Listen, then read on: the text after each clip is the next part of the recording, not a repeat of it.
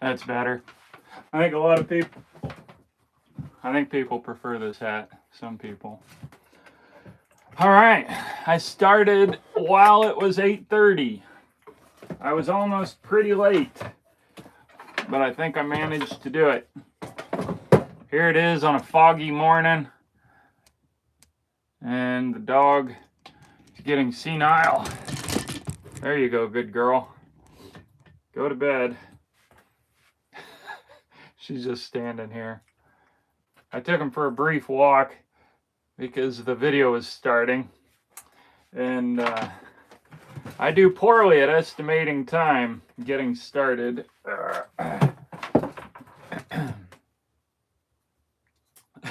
Yeah, hey Casey. It would have been fine if I would have taken my phone with me. I walked the dogs briefly right before the video, and then when I got back, if I had brought my phone with me, I would have been fine. But no problem. All right. Oh. Whoops. Okay. I think I went silent there. All right, folks, let me know if the sound is good, just as always. Still got to cross my fingers if this works. So let me know if this is loud and clear or not. Hey, Brad. Morning good. Sounds good. So I'm guessing you meant morning and sounds good. That was very efficient. Sounds great. Okay, good. So maybe this one. In the past, I used this one. I've got two of these, and I think that one of them is not as good as the other. That's why I'm trying this one.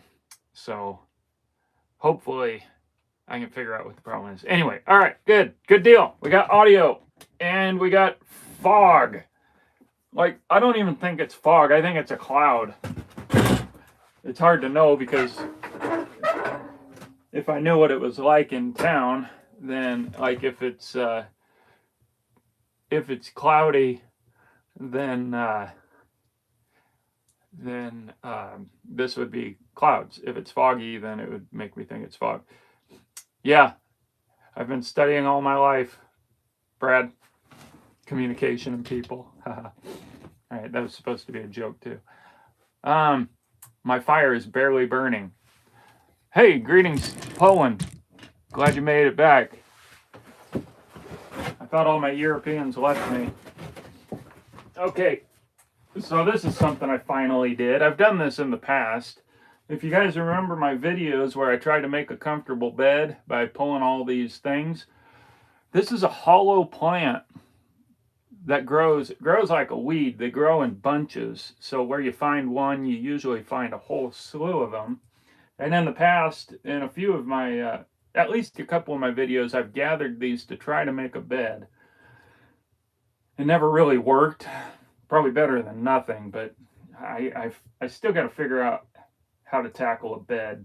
I've got an idea for it. Taking a hatchet and really making it a lot nicer and neater. Anyway, the cool thing about these is you can use them.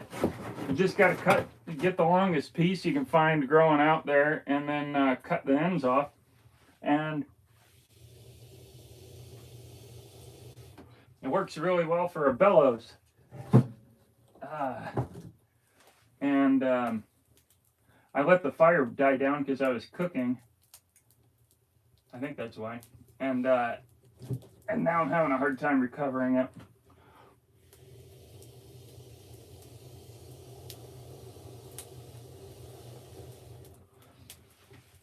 So are you able to see how long that lasts? Like if I was just blowing on it without this thing, I'd run out of breath in like, I don't know what I can do a breath.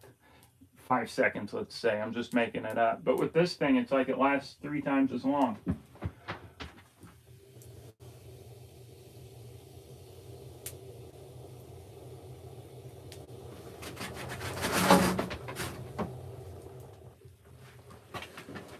And it's more effective too because it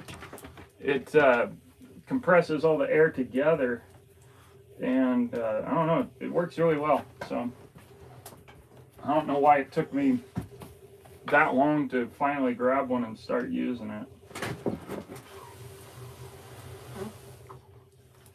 So just blowing makes it broader.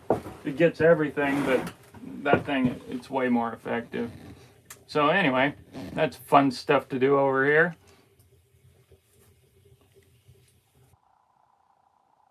That's not poison hemlock. We don't have hemlock around here. It's a I've identified it before, but I can't remember what it is. I think I've got it written down in my notes. I mean, it grows. Maybe I can go outside and find some. Brad says when I'm camping, I just use my handkerchief or a shirt and just start flapping. But yeah, you'd keep. Man, that would be a nightmare. I'd rather just blow on it. I get lightheaded though. 5 to 6 feet tall. No, these grow about 3 feet tall. Let's go on a field trip, guys. I think I can possibly find some. Actually, let's make this easier. Put on my long range vision adapters. All right, well, we'll test the limits of the internet here. See if we can find one of these things that grow. I know they grow over there, but I don't think the internet will reach that far. Let's see. They do grow singly. Usually they're in big bunches. Let's see. So what we see here is the native grass. I forget what this is. Somebody told me it was kinnikinick. Rabbit brush, sagebrush. I don't remember if I said that. Bitter brush, and then whatever. Oh, this is sage. I think. Whoops, pointing away with the microphone. I think that's sage. Okay, here it is. Here we go. They've been toppled. You can see a bunch of them have come down. But this is what it is. They grow about this tall. And at the bottom of them, they get all these leaves that grow up about that tall. And then these grow up and have these little things on the tip. So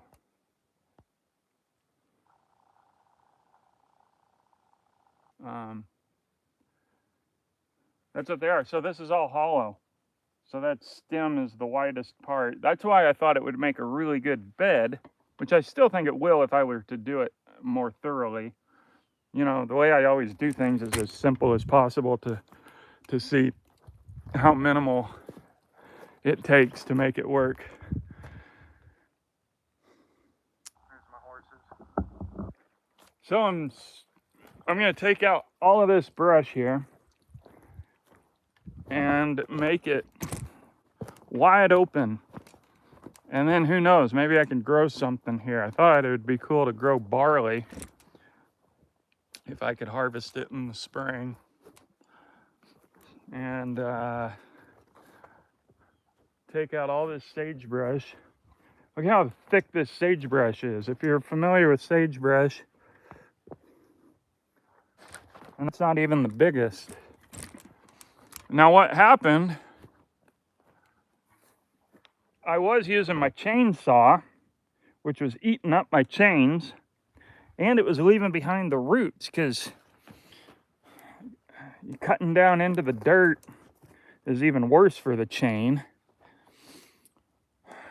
But then I figured out, oh, I can just put a chain, not a chainsaw chain, a real chain around it like this, and drag it out with my truck, and that gets the root out all at once. So I'm pretty excited about that. It's over here, over there, and where my trailer is, and over there is where I first started clearing out. And they weren't really thick, but I've got a whole bunch of stumps in there that are really annoying to walk around. So I'm pretty happy to find out I can pull the whole thing out with my truck. So when the ground dries out, because I don't want to drive on this and leave a bunch of treads, but when the ground dries out, I'm going to drive down there and take out all of these and make it a wide open field with grass. And I'll leave a few sagebrush because they're cool. They make cool trees, and the trees create shade like that. I mean, that's like a 8-foot tall shrub. But also in August, you can always find green grass around the sagebrush because the shade keeps the ground from getting too hot and dry, and it allows it to grow better. So that's the downside of taking out sagebrush. But you know, the thing is, I don't find that the horses go eating around it anyway. It's kind of annoying. Leave them out to eat, and I always assume they're going to have their heads stuck under the sagebrush getting at that green grass, but they don't. So I guess I won't be losing anything by taking the sagebrush out. So anyway, hey, it's cleared up. Wow. Huh. Right before the show started, I took my dogs for a walk, and you couldn't see this far. I couldn't see this far. Huh. Funny how quick it clears up. What's really annoying is I come outside at night to take a leak, and the sky will be crystal clear. There'll be a moon and stars, and then when I wake up, it's cloudy again. I'd rather it was the opposite, because I just enjoy sunshine. I don't care if it's cold, I just want the sun shining. Oh well. I'm not the weatherman. Oh great, I got smoke coming out. All right, comments. What are you guys saying? Something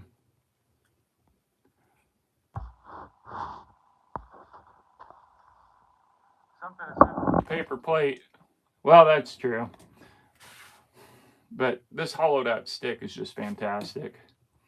I don't know. I feel like fanning it takes too much energy, and it's not focused enough. I like this hollow thing because I can focus it where I want it. Do I ever smoke sage? Oh, that's a good call. No, I haven't done that. Huh. Well, and also we have kinnikinick growing around here, I think. Okay, red bark is different. My mistake. I saw the core and the hemlock has exploded in growth in both our areas the last few years. I haven't heard of any hemlock being in my area. I know they say that it looks like something that we've got growing native, but maybe I'll look it up after this show. Yeah, hemlock is pretty, it's a scary thing. I do smoke sage in here occasionally if I want to purify the place, and it's funny how it works. It really does help make the place feel more alive.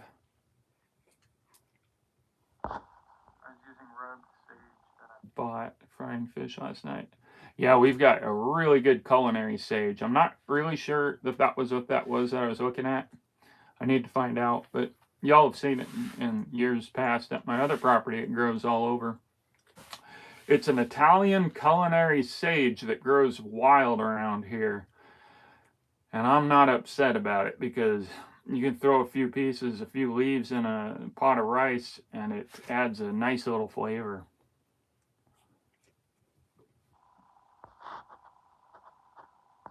Be careful it doesn't fly and hit the back window. Oh, yeah. The stumps. Yeah.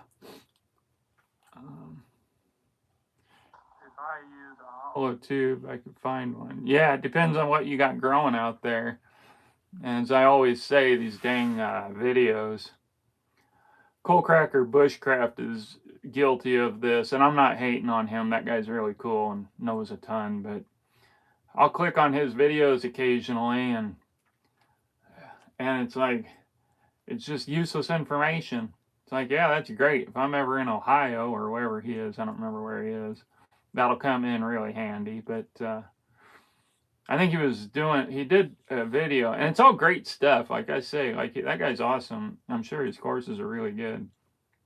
It's a good example of how those videos, but that's been a issue of mine for years, that those videos don't talk about local, regional differences. I think he was talking about leaves.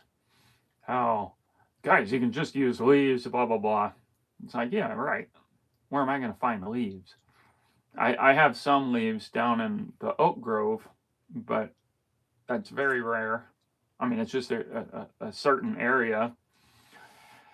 And it's got to be a certain time of year to even find them dry. So anyway, yeah, that's hopefully you can find something. A piece of river cane. Interesting. Yeah, I think the only other thing I could think of is if it wouldn't be as good because it'd be finding willow in the spring if a person was able to slip the whole tube off, or slice it long ways and peel off the bark and then roll it up again. I think willow's everywhere. But anyway, still not a heck of a fire. I'm burning this maple wood, and I think it's still kind of green because it doesn't give me a great fire. But, you know, sometimes I kind of like it because I want to keep a fire going all day, but it's so dang warm these days that I don't want it to be hot in here. And so something burning less hot is okay. But it also tells me to get some good firewood this year, because last year I loaded up on maple. I got the guy that cuts firewood called me up, and I got a lot of maple. Because in the past I've loved it. I don't know, maybe when it's drier it'll work better. I always thought it burned hot and left good coals. But this year it's like the coolest wood that I'm burning, and the elm is hotter. And then the other firewood that I lucked out on, that he gave me actually, ash. And I even found out that I had some black walnut that I forgot about.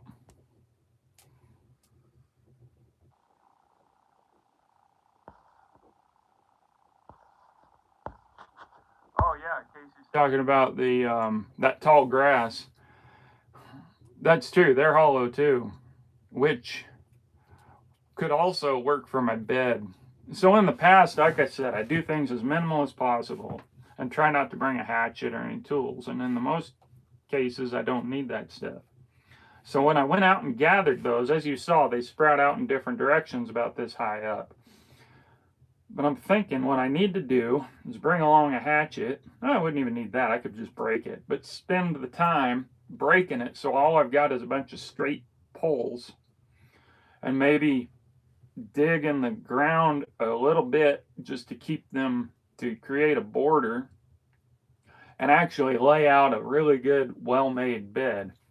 Now, it might take a couple hours, but if I did that, because they're hollow, and if I did it thick enough, so in the past I thought that, I don't know, it ends up mounding up in the middle and then it's hard to sleep on when I did it before, so this would make it a lot better. And then, as Casey points out, the grass is also hollow, so then I could put a layer of the grass down to make it even softer. And if I did that right, I might be able to create a really comfortable bed. Then I'd have to bundle it up and hang on to it, or just set up a camp spot where I go fairly regularly, because there's only one spot that's got water. That's Right now there's tons of water out there. Some places it's even flowing. My runoff creek is, well, yesterday it was flowing out of the pond down there, but up here upstream, the pond is empty where it flows. So either it's going underwater, underground, and then coming up again down into and filling the pond, or I'm getting enough runoff through the hills here that it's filling the creek down at this end, and then there's a dry spot in between. Not really sure, but that's what or it's a combination of both. All I can say is I wish that instead of it being foggy, I wish it would be getting rain. Like some actual benefit out of all this fog and clouds would be nice, instead of just blocking my solar panels. So that's what's going on around here. I'm still happy. I'm not really looking forward to summer, that's for sure. This weather's great. It's getting in the 40s in the daytime and barely freezing at night. I don't think it even froze last night. The night before it did freeze. What a winter. Hopefully we'll get a blast of a foot of snow or 2 feet of snow that then dries slowly. I don't know. Wintertime is weird. So unpredictable.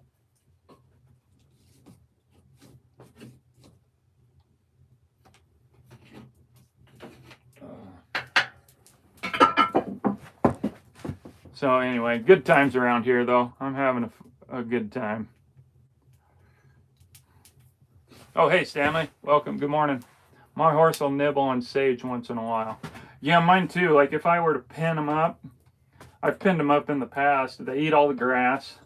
They eat the bitter brush, and then the next thing you know, they're eating down the sagebrush. However, I did have 2 goats at the time, so I wonder if it was more the goats eating the sage. I always attributed it to the horses too, because I know the goats will eat it. But anyway, they turned it into a dirt patch. All that stuff out there, though, if left alone, horses just need stuff in their stomachs sometimes, so they don't care if it's bark or what it is. Especially if they're hurting. A lot of horses hurt from it.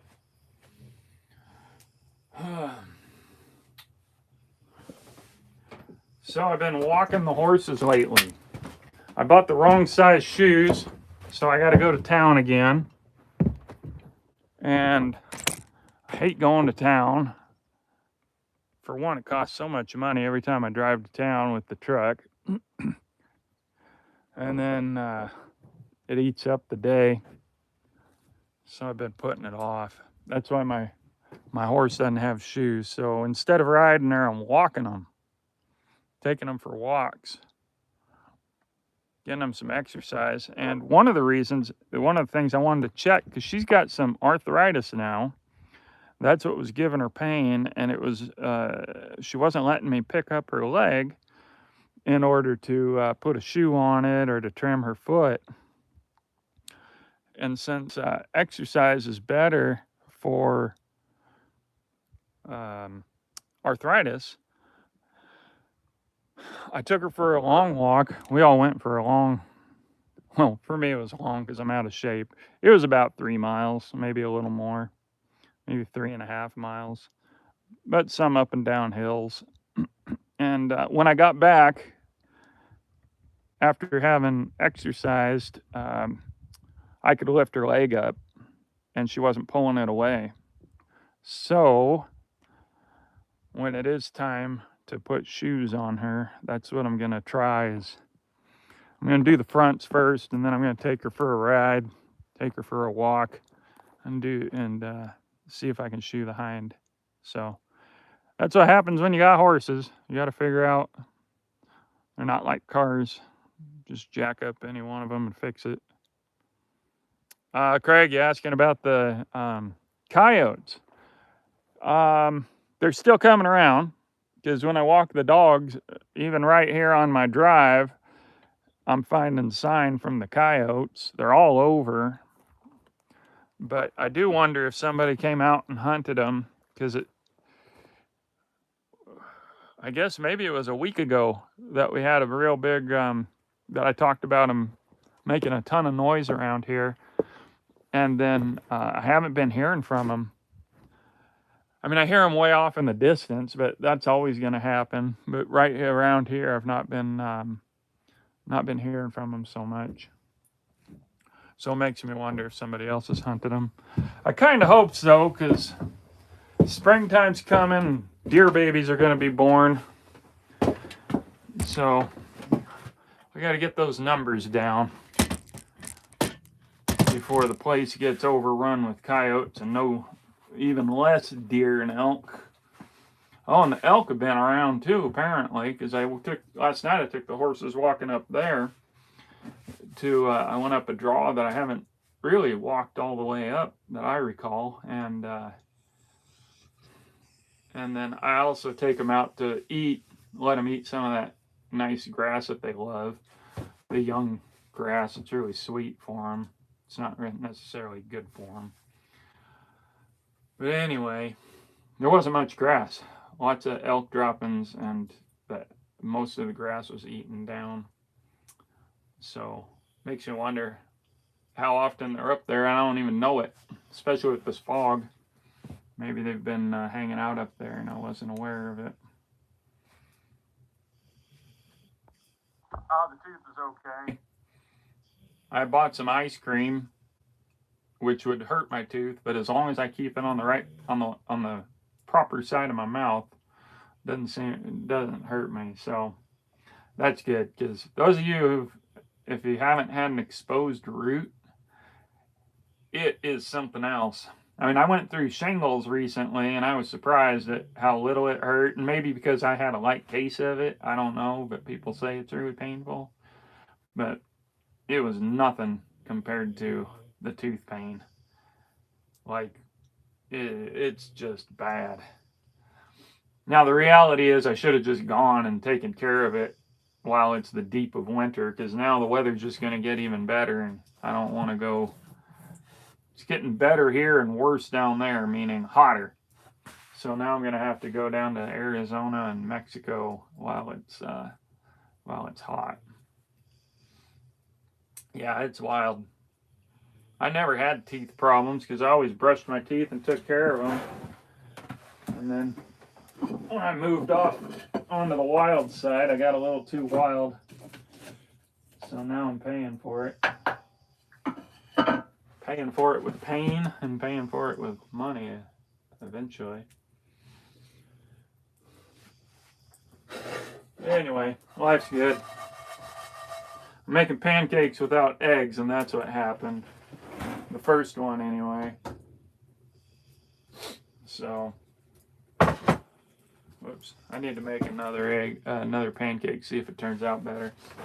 It's basically biscuits that are flattened out and cooked like pancakes. Which is my understanding that that's the origination of pancakes that we know today as being pancakes.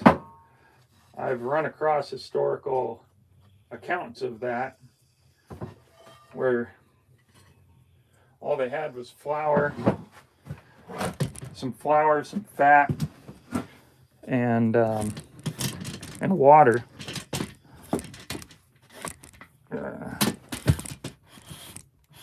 Of course, people on the internet get mad when you say that, because I believe that's where Indian fry bread came from, is explorers and mountain men bringing flour out, and then they make those cakes. And like I said, I've got a historical account of them talking about it. And then, which I guess I shouldn't say that it started, well, pancakes that we know, but I think it was already done by the French of some sort. But then baking powder comes along, and you add that to pancakes, it makes them fluffier.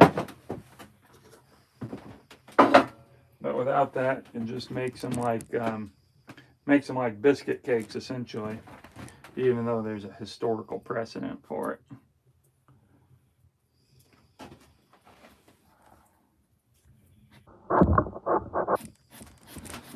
What are you talking about there, Brad?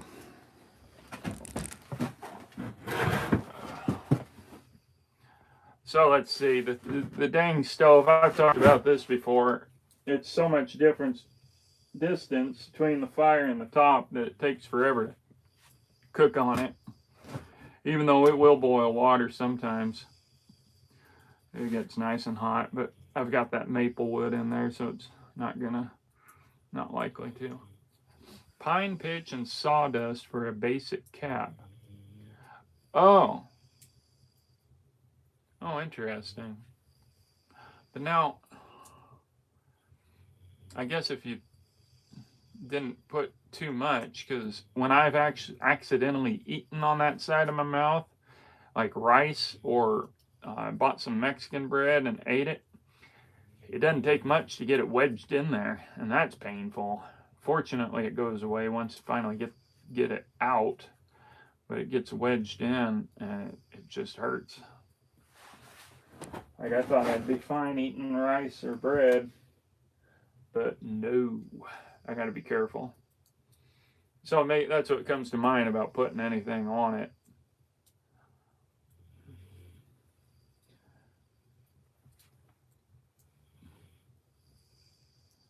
So, since I'm sitting here, maybe I'll try making this pancake. Not like I can eat it. I'm not going to eat it while the video is going. But this is how I cook in here. Problem is, outside. But if I can remember it, then I'll flip it around. But anyway, that's how I normally cook. That first one that kind of got ruined, I thought it would be hot enough because I was boiling water on the stove, but I think it cooled down by the time I put the pancake on top. So anyway, that's what life is like around here. As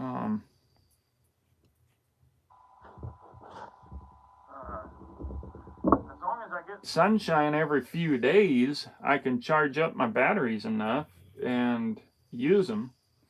That way I can watch movies at night, which is a big part of my fun, and keep my light on.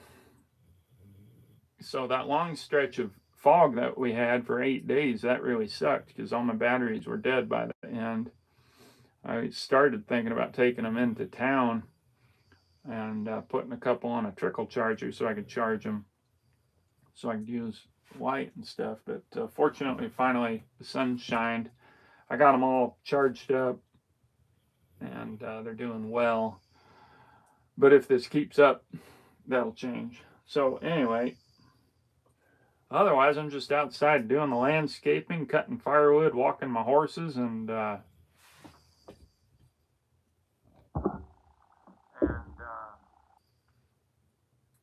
studying things. So life's good.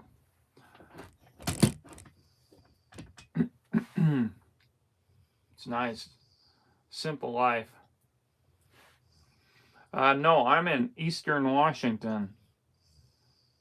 Believe it or not, Eastern Washington looks like a lot of places across the West.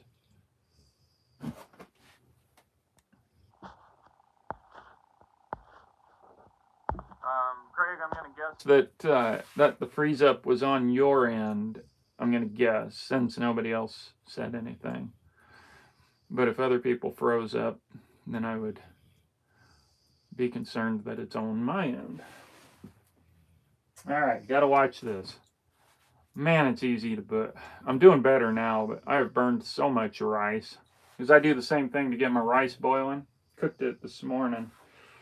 And then if I go and forget about it, it works great to get the rice to a boil really fast and then put it on the top so it cooks.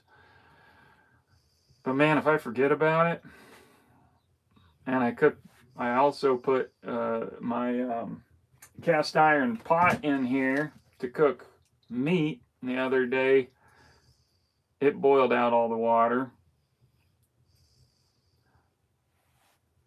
So eventually, when I remodel my bigger cabin and move into that, I'm going to get a stove that's actually made for cooking on.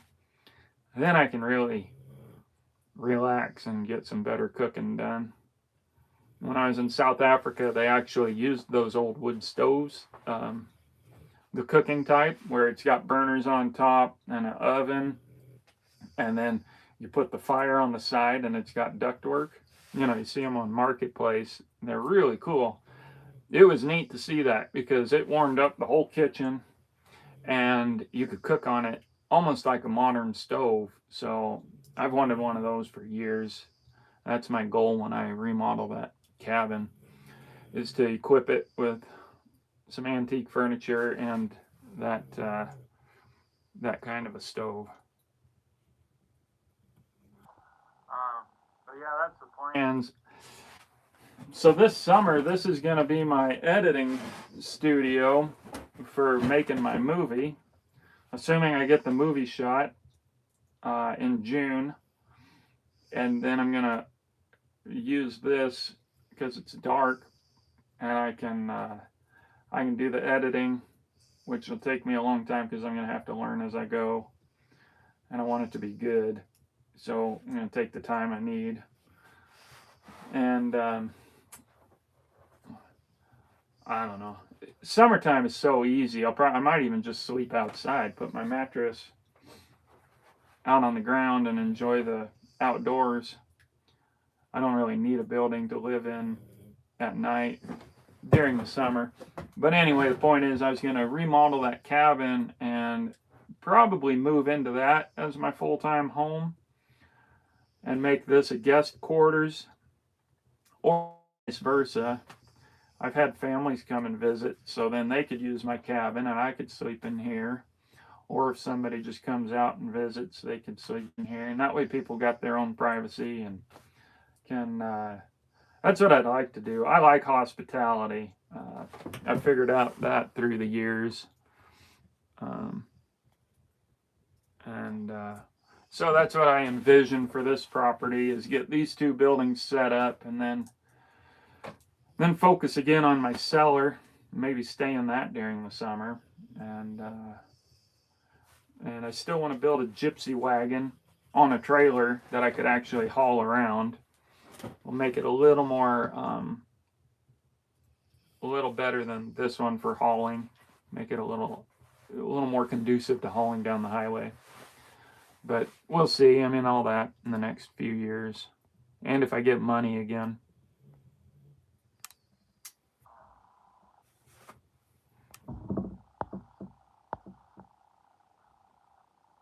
Plantain for stings and wounds. Yeah, we've got a lot of plantain around here. Old man's beard, I know what that is. So that's the plans for the summer. And for now, I'm going to have to try to run a freezer off my solar power and an air conditioner off my solar power. But when you got 14 hours of sun, then it makes solar power way easier. It's just these rough couple months in the wintertime. Or maybe equivalent of a month, because usually we barely even have, we often have sunshine during the winter, but they're all different. This is just a weird, bleak winter. So like I say, I'd rather have rain and snow than just sunshine. Actually, I'd rather have snow. The rain gets old too, but we need it. So anyway, that's what's going on. When I'm going out walking, all right, let's see if I burned this thing. I think I did. Oh, all right. Well, the problem when they don't have eggs in them, they break easier. So flip it right now. I'm not even gonna try to look at it, but I'm just gonna flip it around. And the other side. That was hot. You forgot about the pancake. I did too, actually. So while I'm going out for these walks, the first one was nice. I need the exercise. I got to get more active, and it's fun. Get to see the scenery more, and I explored a few areas. This aspen forest that grows back there, that's what I call it. You know, it's not huge, but it's for this area, it's a lot of trees. And went down and explored that just a little bit. And of course, looking for tracks, because that's the one benefit of this moisture and temperatures. It makes a lot of mud, and you can find tracks really easy. Saw some kind of tracks out there where it looked like the elk were walking, and then something scared them and sent them off into the bushes. And so I don't know what I missed out on there. But so going out walking gives me the opportunity to practice. Look quick here. Not practice, but experiment with different emergency kits, like stuff that I want with me, and then thinking about, okay, well, if I was like, I'm not worried about it here because I don't expect to get stuck in a storm here, but if I was, what bare minimum would I need to survive? And so that's something I'm putting together too while I do this exercise. You know, the old prep stuff, it's fun. It's fun, but probably never need it.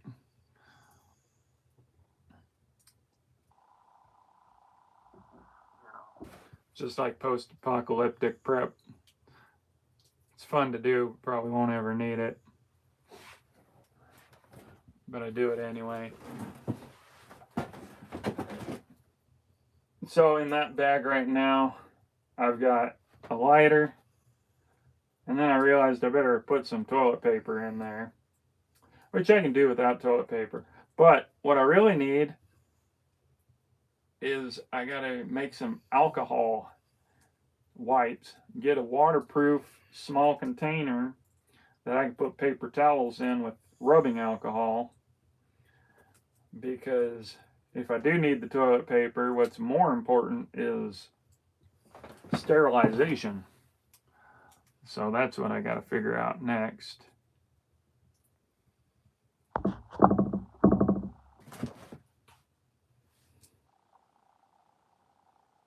Anyway, that's part of the fun. Makes such a difference getting out and walking. Going for those walks and exploring around. That's like, when I'm out doing that, I realize, my goodness, this is living. So, got to do more of that. All right, let's see if this pancake is ready to be flipped or if it's going to fall apart again like the other one did. Like its big brother. Oh, hey, there it goes. Hot diggity. And look at that.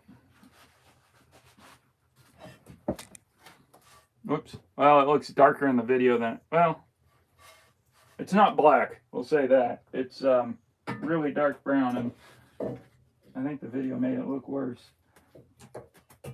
And it stayed together for the flipping, so I'm excited. Looks like it's gonna work. So when this is over, I'm gonna have some pancakes to eat with butter and honey. And again, I forgot to get some bacon, so there goes my weekly tradition of eating a ton of bacon. I managed to do it last week, but last time I was in town was Tuesday or Wednesday, and that far from the weekend, I'm not thinking prepping for the weekend. And Craig asks if I'm doing a Creekside Live. You know, if you guys want me to, I will. Last week, I didn't really know what to talk about, so so I didn't do one. I didn't really feel like it, but if you guys want to, I probably will tomorrow. I should just get them going, and that'll get me talking about stuff. Will help me get that channel going. Believe it or not, the first video that I'm planning to do, which I didn't plan to do on that at all, is Christianity as philosophy. So approaching it not as a religion, but taking the ideas that particularly the Gospel of John produces about living life, not about the religious end of the how you live your life. You ever heavenly minded? It's kind of that aspect. So not to get into that on here, but that's what I'm looking to do on that channel for the first video. And I never intended to do anything like Bible related on there to start out with, but that's where I'm headed. Casey, want to discuss AI messaging with historical imaging? AI messing with historical imaging. Yeah, Casey sent me some photos that he had AI do for him, and it's scary because they're getting really good. Like the background, one of them actually had an Indian camp in the background, and usually those are just horrific. Oh crap. It says I'm not connected to the internet. Let's go outside and see what's going on.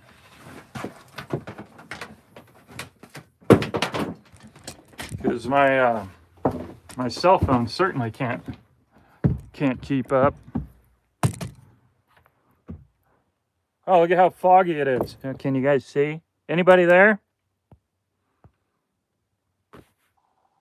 Anyone here? Let me know.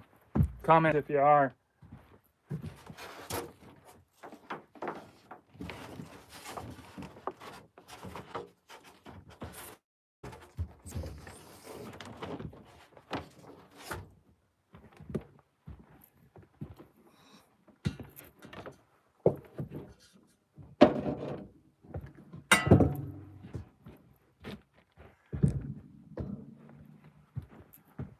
Anyone there? Oh, yeah, you're there. Okay, all right. Well, it said I just got a pop-up saying that I lost my internet. So I know that my cabin creates a bit of an obstacle. So I'm going to try moving it way over there. Let's see. Where is it? Oh, there we go. All right, so I moved it way over here so that it's lower, but it's got less obstruction from the cabin. And it's supposed to face north. I don't use this enough to really have figured it out. But eventually, I think what I should do is install a pole and get it up above my cabin. But because it's cloudy, I don't use it much because it does take battery power. But in the summer, I'll be able to use it more. So see how clear it was a little bit ago when we were out here, and now it's really foggy. That's how quick it changes. That's why I think it's more, I think it's clouds more than it is fog. Oh shoot. I'm smelling the pancake. That means it's probably bad, getting burned. For those of you who don't know much about cooking, a lot of times